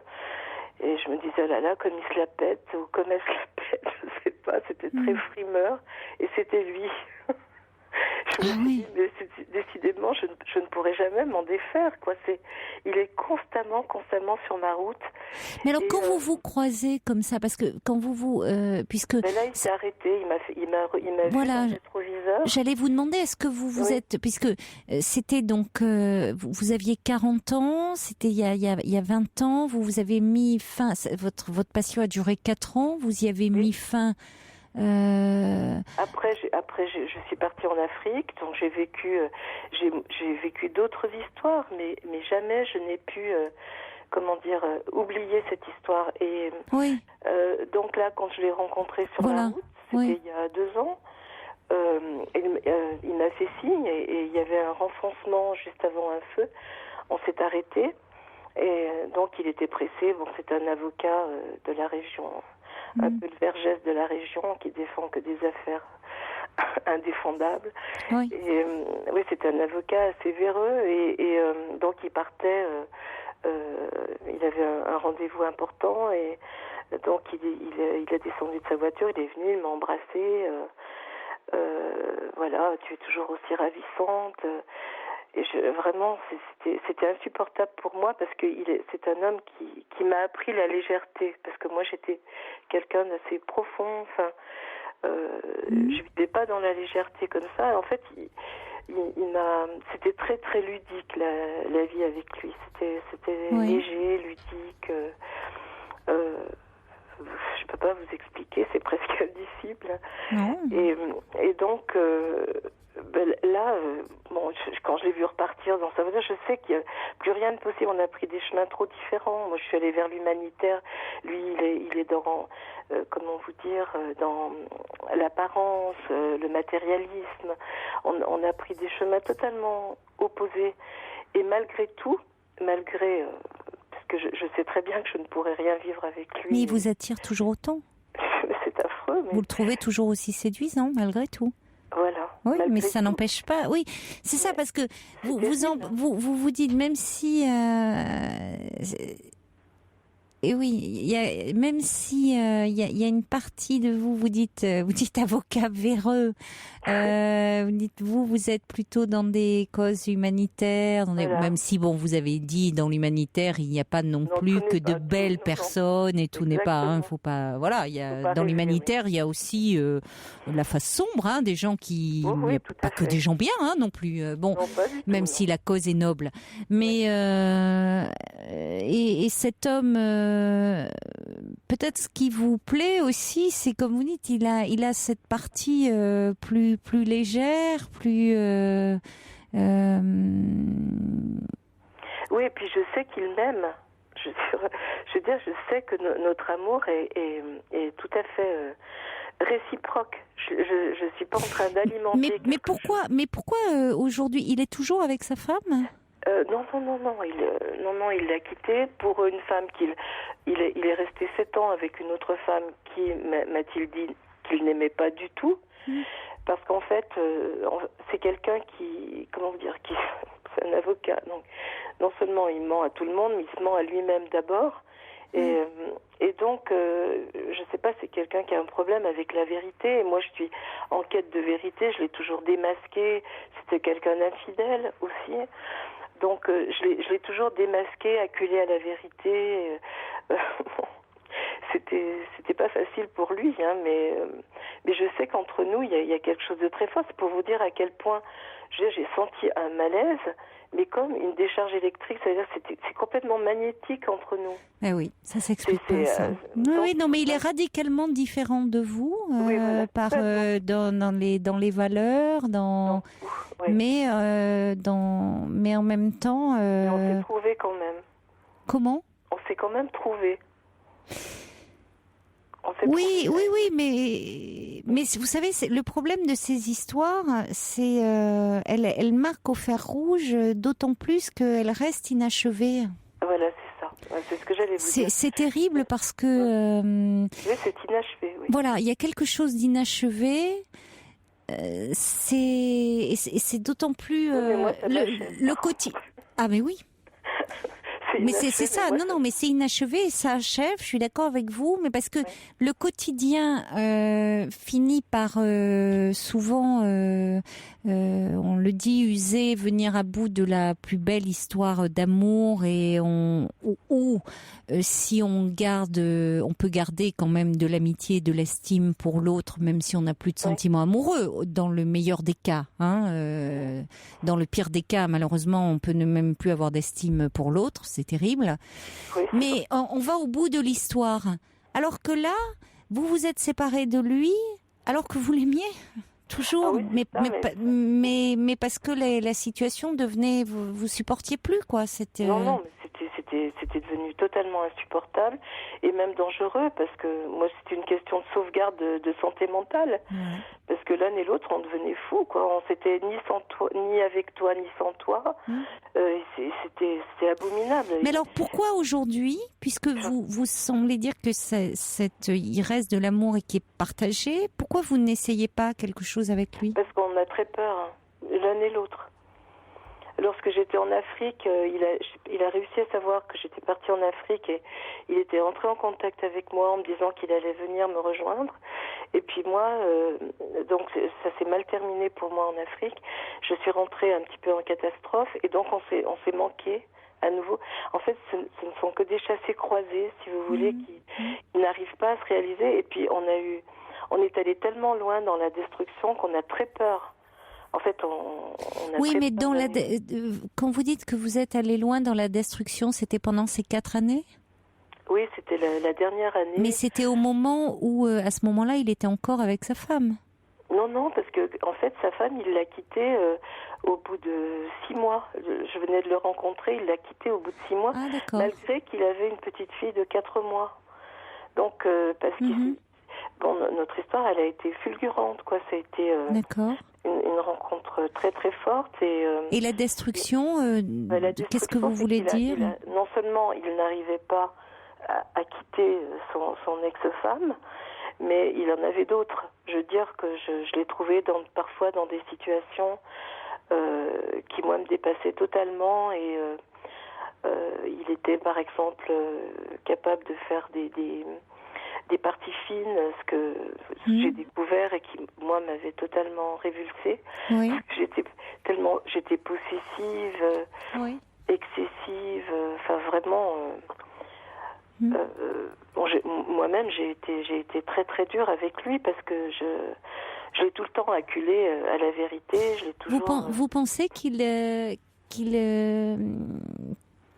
n'a pas changé sur ce plan-là? Parce que parfois, il y a certains hommes qui, avec l'âge, s'apaisent. Je le vois aujourd'hui, je vois que c'est le jeunisme. Il a 60 ans quand même. Moi, j'ai 67 ans. Oui. Il a 60 ans aujourd'hui. Et je le vois pas du tout évoluer. Je suis certaine qu'il est encore dans une vie un peu dissolue, un peu... Et puis moi, vous savez, comme souvent les femmes, je sais pas pourquoi, on a l'impression, c'est très présomptueux, mais on a l'impression que on peut changer un homme parce qu'on l'aime tellement, alors qu'il peut se satisfaire d'une seule femme. Puis moi, j'avais l'impression d'être toutes les femmes du monde pour lui. Je me sentais, comment vous dire, des capacités extraordinaires. Je sentais que je pouvais le combler totalement, voilà. Alors c'était pas le cas puisqu'il me trompait quand même. Donc c'est un homme infidèle, léger. Vous avez l'insoutenable légèreté de l'être de Kundera en parle très très bien. Ces hommes, enfin ou ces femmes d'ailleurs, c'est aussi vrai dans l'autre sens, mais ces hommes légers comme ça qui peuvent pas s'empêcher, ça sont des séducteurs en fait. Oui. Et donc, voilà. Oui, ils ont une faille en eux. Et pourquoi ça vous empêche, vous, d'avancer aujourd'hui? Parce que j'ai vécu d'autres histoires. Hein. J'ai vécu... Quand même, vous avez pu. Un peintre extraordinaire, un peintre malien avec lequel j'ai vécu une belle histoire, mais il était beaucoup plus jeune que moi. Mais vous voyez, lorsque j'étais en Afrique, donc je ne suis pas partie pour le fuir, je suis allée pour aller à ma rencontre. C'est très différent comme démarche. Donc j'ai vécu des choses spirituelles très fortes là-bas. J'ai vraiment vécu une aventure fantastique. Hein. Ça a été 3 ans magnifiques, un peu aussi à la découverte de moi-même. Mais j'avais bien conscience que, comment vous dire, tout me ramenait à lui constamment. Je me souviens, vous savez, là-bas, j'étais en Afrique et Géraudot avait tourné Les Caprices d'un fleuve. Et puis j'étais un petit peu... il y avait une équipe de décorateurs qui vivaient dans ma maison, je vivais sur une île, etc. Et il y avait Bernard Frémont qui était entré, qui sentait très bon. Je lui dis, oh là là, mais qu'est-ce que tu sens bon, qu'est-ce que c'est? Et il me dit, c'est obsession. Je me dis, oh là là, je me sens quand même mieux. Je me dis, enfin, mon obsession est en train de me quitter, je me sens mieux, tout va bien. Et à ce moment précis, il passe à la télévision pour une affaire qui était assez sordide, qui défendait un violeur de petite fille, enfin bon. Et à ce moment précis, au moment où tout le monde m'a dit, mais qu'est-ce qui t'arrive? T'es toute pâle, qu'est-ce qui se passe? Parce qu'au moment où précisément mon obsession me lâche, il passe à la télévision. Et j'étais en Afrique, hein. C'est pour vous dire. Ça ne me lâche jamais, quoi. C'est où que j'aille. Il y a des moments où vous arrivez quand même à prendre un peu de distance, où vous avez pu vivre quand même d'autres histoires, et pas seulement des aventures, des histoires d'amour même. Donc quand même. De vivre, mais bon, j'ai jamais plus rien vécu de pareil, bien entendu, mais non. Aujourd'hui, ce qui me, comment vous dire, ça me rend folle, quoi, d'être toujours aussi marquée. Et d'être à ce point submergée par mes émotions en le voyant, quoi. Et là, mes petites filles, c'était la première fois qu'elles me voyaient pleurer. Et ma petite fille qui a 7 ans me dit, tu sais, mamie, si ce monsieur te fait du mal, tu me le dis, moi je vais aller lui parler, hein. C'est vraiment mignonne, mais bon voilà. Et puis je suis malade là. Vous avez pu lui dire ce que vous ressentiez par rapport à lui, ce que ça vous fait. Alors, oui, mais il le sait parce que vous lui avez dit. Je l'ai appelé en pleurant après. Tout de suite après, je suis rentrée chez mon fils. Je devais partir avec ma fille, mais je lui ai demandé de me ramener chez mon fils. Et là, je pleurais tellement, je l'ai appelé en pleurant. Donc, il était dans la pâtisserie encore.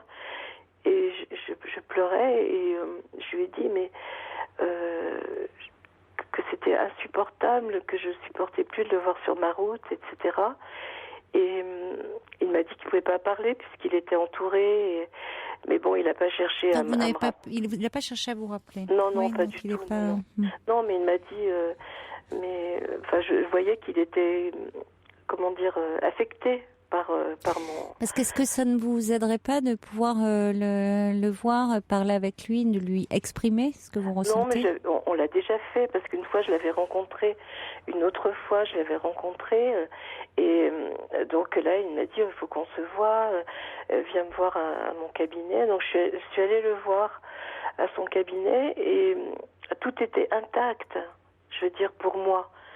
Et je voyais bien qui il était, tout ce qu'il devenait, que je n'aimais pas. Et malgré tout, tout était intact.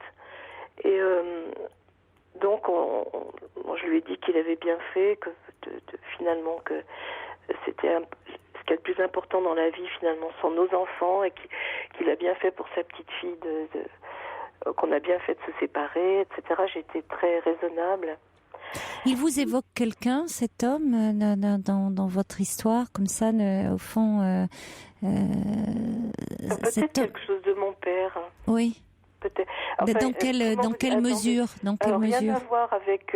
alors, c'est très étrange, parce que c'est assez ambivalent comme... Mais c'est ça, parce qu'il y a beaucoup d'ambivalence dans la façon parce que mon père n'avait strictement rien à voir avec ce genre d'homme, pas du tout. Non, mais en même temps, quand je vous demande qui vous évoque, dans l'absence, oui, c'est ça, parce qu'il y a une présence-absence. Voilà, c'est ça, parce que, en fait, mon père était quelqu'un d'omniprésent, mais d'absent.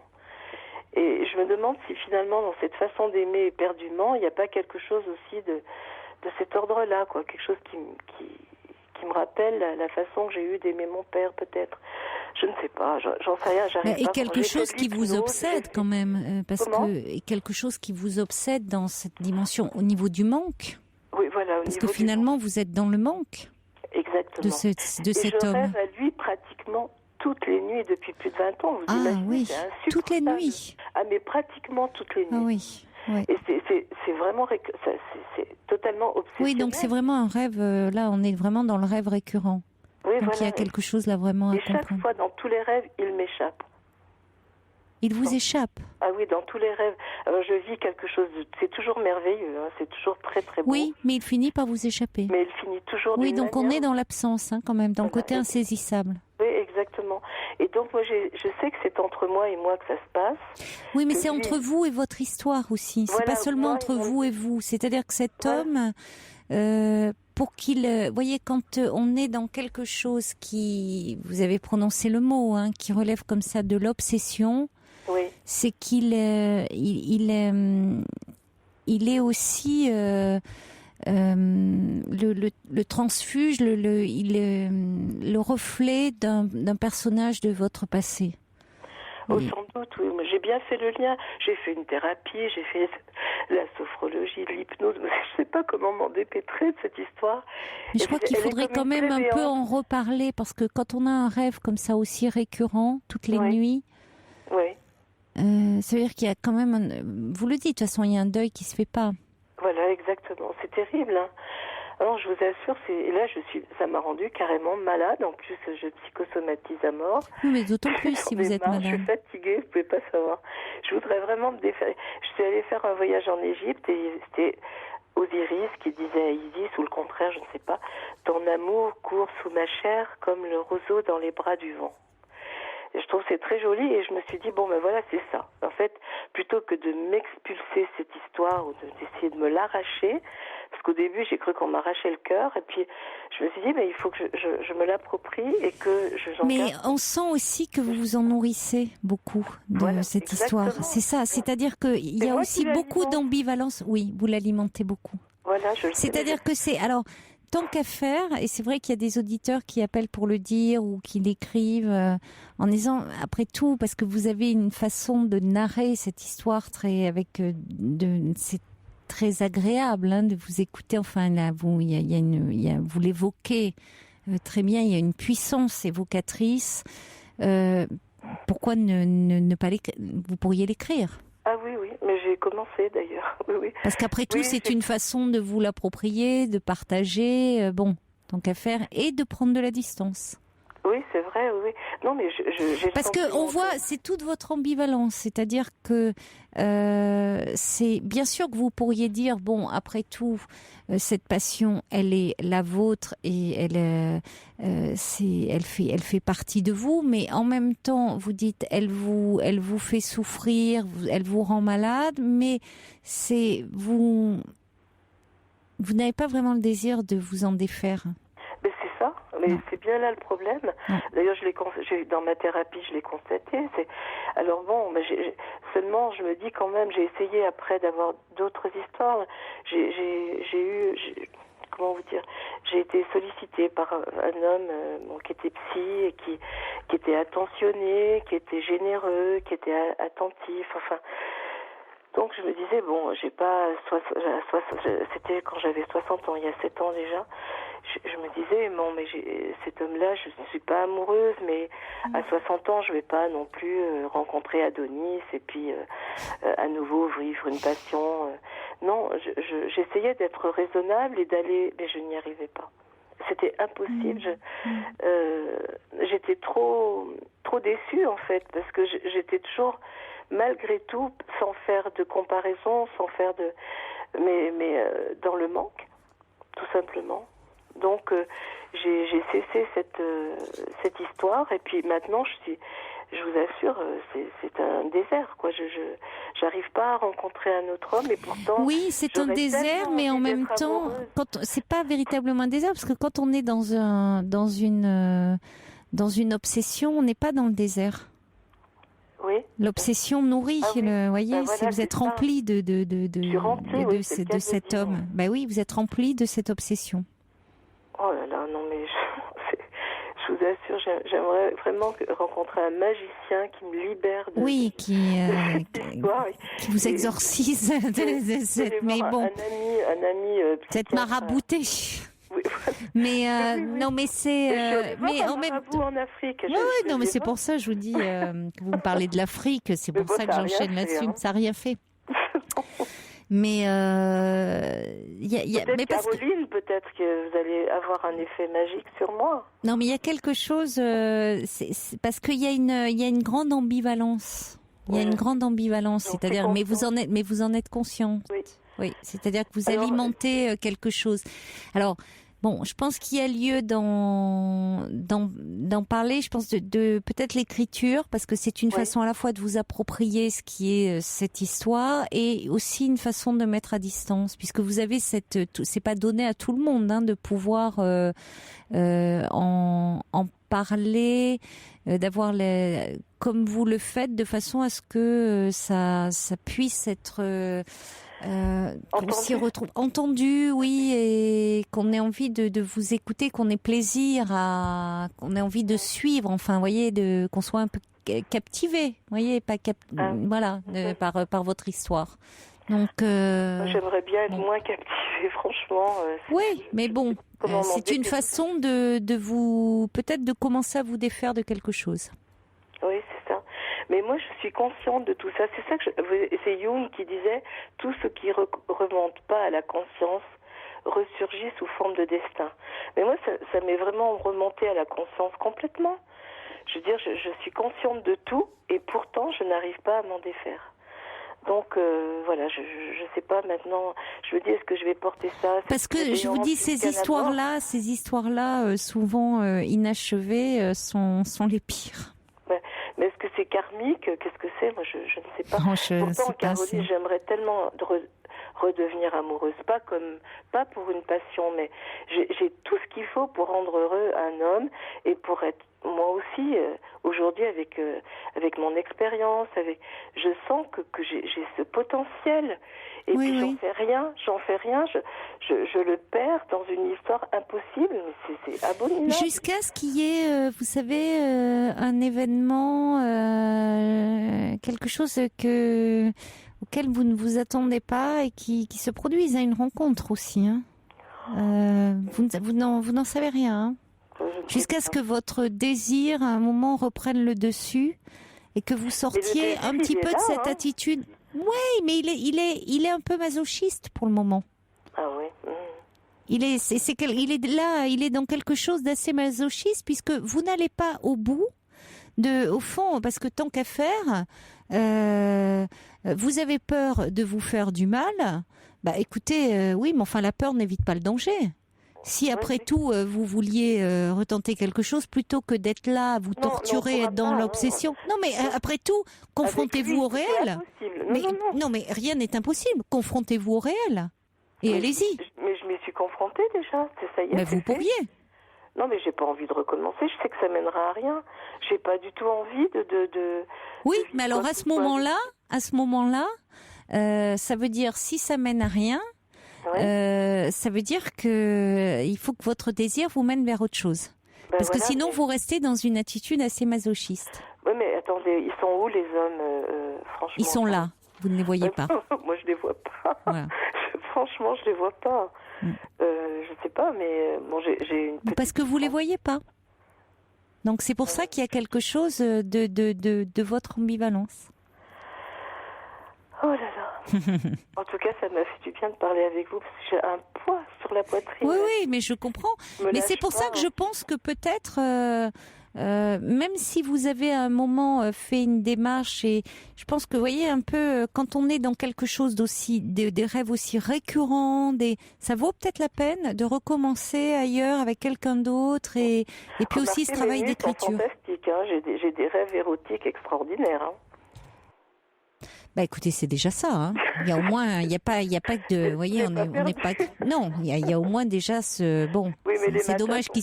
Les réveils sont difficiles, mais les nuits sont fabuleuses. Bon. Voilà. Mais enfin, bon, dans le réel, ça peut être pas mal aussi, vous voyez. Bah oui, mais. Voilà. Ça serait bien que ça soit pas que du rêve, Sacha, qu'il puisse y avoir aussi du concret. Ah bah oui. Moi, je le souhaite quand même un peu pour vous. Merci, c'est gentil de me dire. C'est ce qu'on peut vous souhaiter un peu dans l'avenir. Moi aussi, je me le souhaite. Ouais. Vraiment, Mais tenez-nous au courant. Bah oui. Hein.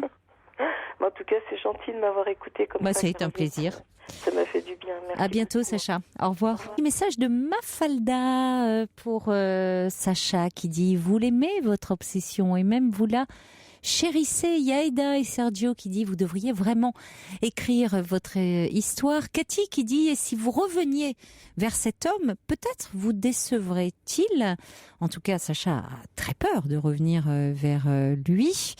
David qui dit « Ouvrez les yeux, l'amour est parfois à portée de main. Moi, il m'a suffi de me brancher sur Europe 1 pour le trouver. » Et puis...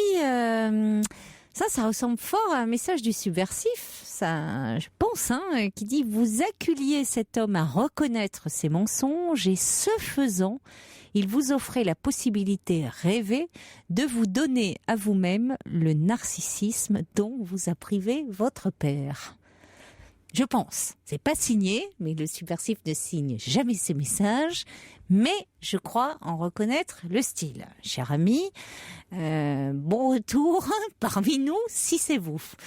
Bon, sachez que on s'inquiétait, on disait mais où est-il passé? Bon, je pense que peut-être vous étiez en train de rédiger le subversif pour les nuls que nous sommes, donc voilà, peut-être que nous aurons l'édition prochainement. Allez, on va accueillir Victoria. Bonsoir. Bonsoir oui, Victoria. Bonsoir. Bonsoir. Je suis un petit peu émue de vous avoir. Non, ça va bien se passer. Donc moi c'est une histoire qui est un peu plus triste. En fait, je me suis fâchée avec mon fils aîné il y a 1 an au ski. J'ai pété les plombs et parce qu'il m'avait fait une remarque sur mon physique et que il était avec sa petite amie, il y avait mon compagnon, il y avait les parents de sa petite amie. Mmh. Et j'ai complètement pété les plombs, j'ai été odieuse avec mon fils. Il vous a... oui, c'est parce que... Il n'a pas fait une grosse remarque, mais si vous voulez... Bon, j'ai une vie... bon, là, je travaille encore, mais j'ai une vie pas désagréable. Hein. Je suis séparée de mon mari depuis très longtemps, nous n'avons jamais divorcé. Je suis un petit peu comme Victoria, mon cœur est toujours resté avec le père de mes enfants, bien que je sois avec quelqu'un d'autre. Heureusement qu'il n'écoute pas l'émission. Et donc, bon, j'ai élevé sans contrainte financière mes enfants. Je travaillais à mi-temps et tout. Mais en fait, mon fils aîné a toujours été plus dur que mon second fils. Et puis, en devenant adulte, il plaisante énormément et très, très, très, très souvent, il se moquait de moi, gentiment, mais il se moquait de moi. Mais toujours gentiment, il me sarriait et j'aimais pas ça. J'avais dit à son frère, et ça me faisait souffrir, j'aimais pas ça, d'autant qu'ils ont un respect pour leur père énorme, parce qu'ils craignent énormément leur père. Et donc, voilà, on se trouvait au ski, genre d'aller au ski. Il m'avait supplié d'aller au ski, mais des tas de fois, et je lui disais non, c'est pas possible, non, j'ai pas envie. Ça vous mettait de mauvaise humeur déjà. Oui, parce que j'aime pas skier, et voilà, et bon, j'aime plus skier, et puis je travaille encore, donc je voulais pas me casser une jambe et tout. Et il a énormément insisté pour que je vienne, mais des tas de fois. Et donc, je crois qu'on devrait toujours dire non quand on n'a pas envie de faire quelque chose.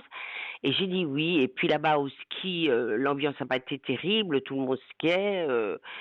Moi, je skiais pas. Je travaillais. Je travaillais pas au ski, mais je venais travailler. Mon employeur avait des ennuis. Il avait été dur avec moi. Patati patata, j'ai eu beaucoup de soucis.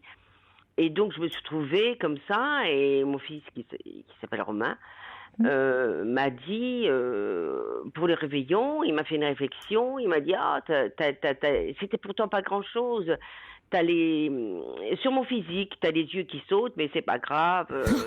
C'est quoi cette expression? Vous savez, j'avais une paupière qui sautait. Ah oui, mais ça, c'est un signe de fatigue. Voilà, et puis il me dit c'est pas grave, tu prends un cacheton et tout, comme il parle. Oui, ça le fait ça quand on est un peu fatigué. Oui. Puis, non, je croyais que c'était une expression. Oui, c'est un peu anodin comme. Et voilà, oui, c'est anodin, mais ça m'a vexée. Et puis ça m'a fait penser à leur père qu'ils respectent tant et dont ils ont si peur. Oui. Ils ont terriblement peur de leur père, et ils le craignent, ils le respectent. Moi, il m'adore, mais ce fils aîné-là me respecte pas tout à fait assez. Oui. Et alors, j'ai pété un plomb. J'ai pété un plomb. Ah bon. D'autant, je dois vous dire quand même que j'avais perdu ma mère 3 ans avant. Elle s'est suicidée et elle s'est jetée d'un balcon. Et donc, j'étais très marquée par cette histoire quand même. Ouais. Et qu'est-ce qui s'est passé alors? Parce que vous me dites que vous avez pété un plomb, vous n'arrêtez pas de me le répéter, mais qu'est-ce qui s'est passé? J'étais odieuse. J'étais odieuse et je me suis attaquée à la... Je me suis plus contrôlée. Vous êtes attaquée à qui? À la compagne de mon fils. Ah bon? Ah, c'est même pas à votre fils, à sa compagne? Non. Oui, qui était pour rien, elle, la pauvre. Si, elle l'avait dit aussi. Elle avait dit aussi. Oui. Alors j'avais trouvé qu'elle m'avait manqué, je sais pas, qu'elle m'avait... J'ai cru qu'elle m'avait manqué de respect. De respect, oui. Et je lui ai dit qu'elle avait un grand nez. Et que moi, je lui en faisais pas la réflexion. Voilà. Et donc là, mon fils, au lieu de me consoler, il s'est mis dans une colère folle. Il a dit, je la règle de ma vie en parlant de moi. Ouais. Je règle ma mère de ma vie et tout. Et moi, c'était au ski, je suis allée sur le balcon, j'ai pleuré. Et puis après, je suis revenue à table, les gens faisaient l'air de rien. Et après, mon compagnon, au moment du... Moi, c'est pas ma gloire, hein, tout ça. Enfin, moi, que j'ai essayé de bien les élever, mais bon. Et on s'est remis à table et mon compagnon m'a dit, souhaite la bonne année à Romain. Et là, j'ai dit à mon fils, je te hais.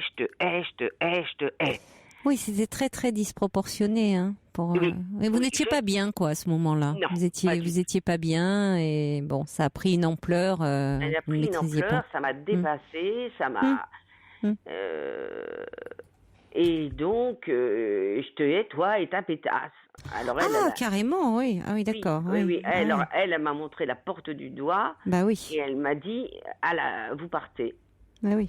Et après, avec mon compagnon, on est parti. Oui, tout ça, quand on voit juste pour une paupière un peu qui cligne, oui, c'était bon. Enfin. Oui, mais si vous étiez vraiment certainement je pense que ça faisait des années que j'en voulais à mon fils. Pas en forme, oui. J'en voulais à mon fils de toutes ces moqueries. Oui. J'arrivais avec des belles bottes, ça le faisait rire comme un bossu. J'arrivais avec Alors que c'est un peu pour une mère, il avait toujours des réflexions qui n'étaient pas... c'était pas un manque de respect, ta gueule ou quoi que ce soit, mais il me considérait comme sa grande sœur, en fait. Voilà, comme sa grande sœur, qu'il a toujours protégée, tout ça. Donc, et je trouvais qu'il y avait une telle disproportion entre ce qu'il faisait avec leur père et moi. Et un jour, j'ai dit ça à mon second fils, et mon second fils m'a dit, oui, mais maman, c'est pas pareil. Toi, tu nous as élevés, papa, il nous a pas élevés. Avec papa, on en a plus peur, c'est normal. Toi, voilà, moi. Oui, il était taquin avec vous. Énormément taquin, mais sans arrêt. Et quelquefois.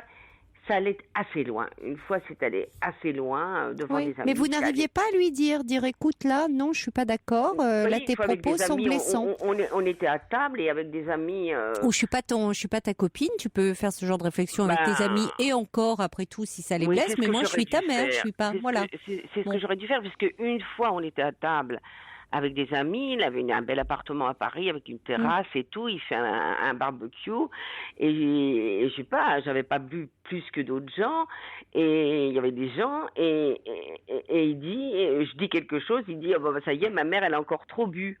Bah, franchement, quand oui, c'est blessant. C'est blessant. Ça m'avait énormément blessée.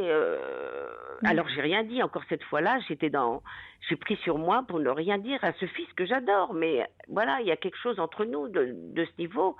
Et donc alors après cet esclandre, il faut dire ce qui est. Il s'est séparé. Alors il faut que je vous dise aussi, c'est un coureur de jupons. Il en est au moins sa quatrième. Il a 40 ans et il ne cesse de changer de fiancée. Et bon, alors évidemment, il y en a une qu'on a beaucoup aimée. Alors évidemment, faut savoir tourner la page. Avec lui, il faut toujours tourner la page. Et donc celle-ci, il avait l'air d'y tenir.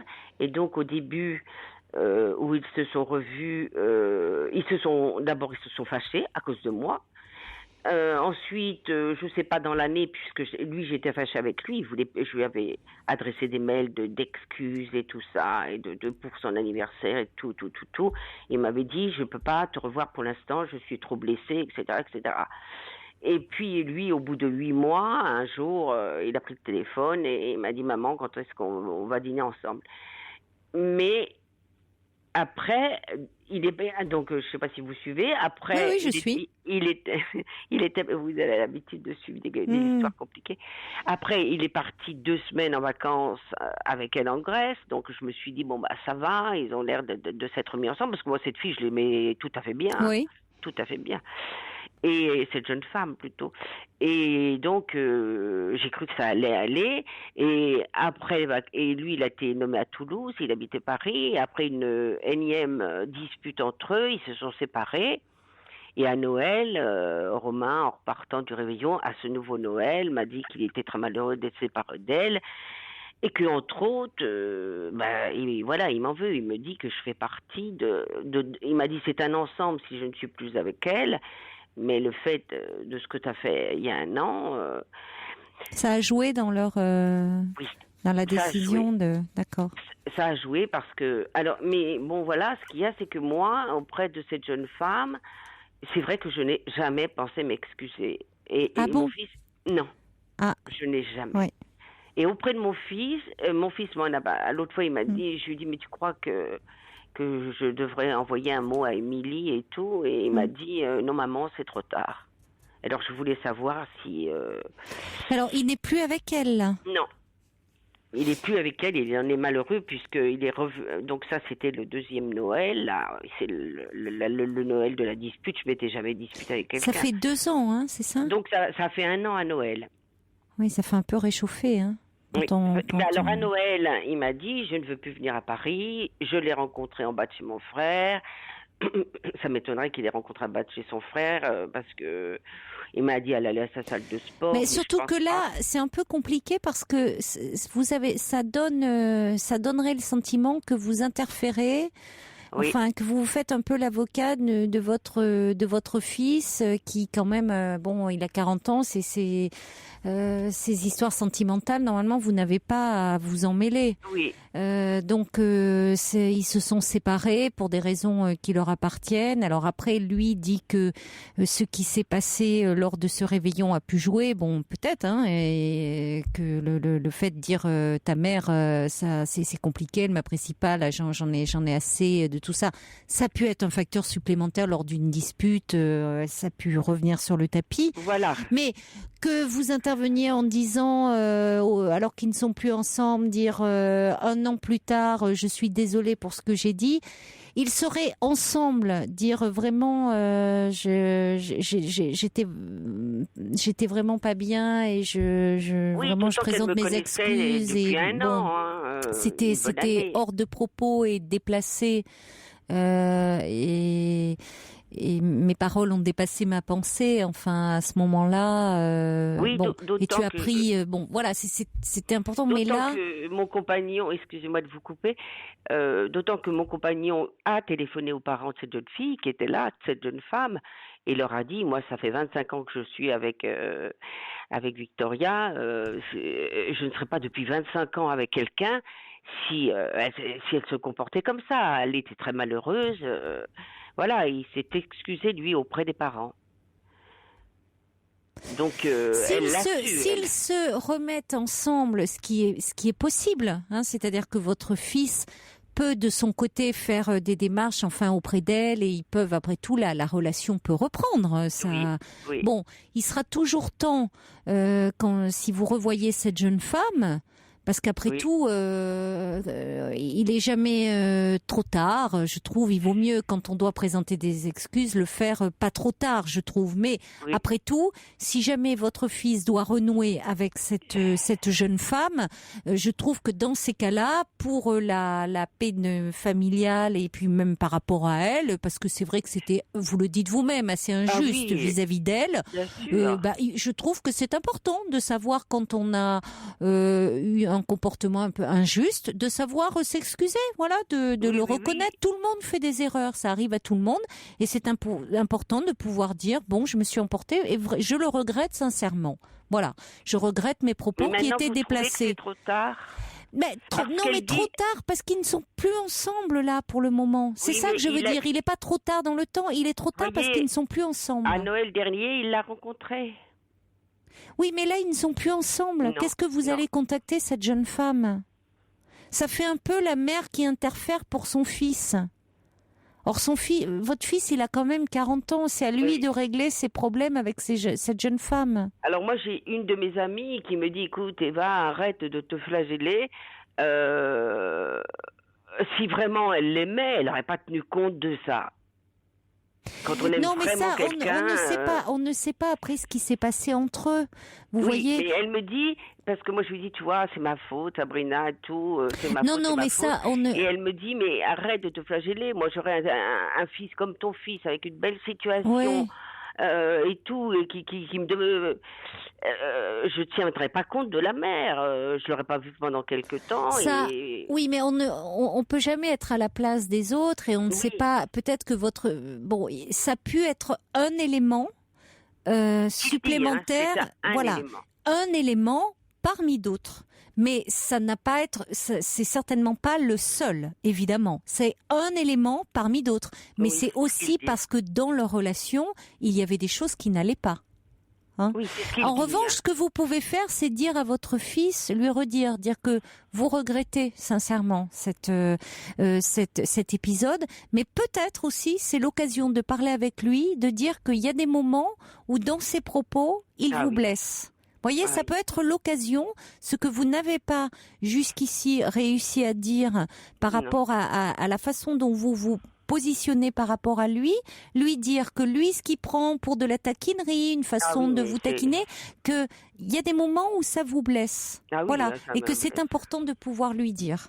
Je crois. C'est plus important par rapport à votre fils, là, que par rapport à cette jeune femme qui, pour le moment, n'est pas dans la vie de votre fils et n'est pas dans votre vie. Si votre fils devait renouer avec elle, il serait toujours temps de lui présenter vos excuses. Oui, d'accord. D'accord. Voilà, Victoria. Merci. Écoutez, en tout cas. Merci beaucoup, en tout cas. C'est moi qui vous remercie de votre confiance. Au revoir, Caroline. Et merci pour tout, pour votre émission. Au revoir, Victoria. Au revoir.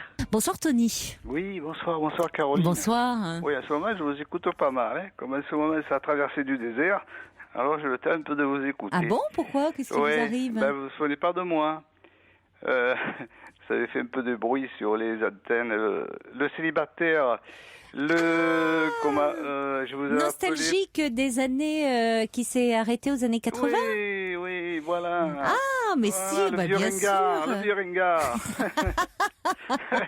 Très sympathique, voilà, le vieux panard. Ah bah dites-moi, vous n'êtes plus, vous n'êtes plus seul là, parce que qu'est-ce que vous avez déclenché comme réaction? Il y avait plein de femmes qui voulaient entrer en contact avec vous. Ma foi, non, il y en a eu qui m'avait laissé son numéro portable, je l'ai rappelé, elle était toujours sur son répondeur, je laissé tomber, j'ai pas... C'est vrai? Ouais, bon. Écoutez, nous, il n'y en a pas eu qu'une qui a appelé non, moi, j'en ai eu qu'une, et c'est moi qui fallait c'est moi qu'il fallait que je l'appelle. Écoutez, on a eu plein de mails en disant qui s'étaient amusés comme des fous en vous écoutant ce soir-là. Ah il faut un peu décaler. Hein. C'est vrai, ça fait du bien, vous avez raison. Il y en a comme ça un peu déperdus. Il y en a un peu comme ça. Non, mais c'est vrai, c'est bien d'être un peu décalé. La porte est ouverte. Ceux qui veulent quitter leur monde conventionnel, ils passent un moment ailleurs. Après, on rentre chez eux dans le conventionnel. Hein. Dans le confort matériel. Il faut pas être trop conformiste et pas trop conventionnel. Voilà, sinon c'est triste à mourir. Oui, je vous appelais parce que au sujet de... Tiens, il y a Aïda qui dit oui, Tony come back. Oh, quel dommage, c'est à la fin de l'émission, mais bon, vous nous rappellerez maintenant. Oui, vous vouliez revenir sur le témoignage de Sacha? Oui. Moi, je suis en sens contraire. C'est pareil. Moi, quand j'avais 20, ça a duré 2 ans. J'avais de 25 à 27 ans. J'ai quitté la fille avec qui j'étais et je l'aimais. J'avais une passion fou avec elle et je suis parti. Voilà. Et je suis parti. Et c'est après, plus tard, parce que j'ai fait court, parce qu'on... Oui. Et plus tard, c'est en vieillissant que j'ai compris pourquoi. Parce que c'est ma liberté qui m'appelait.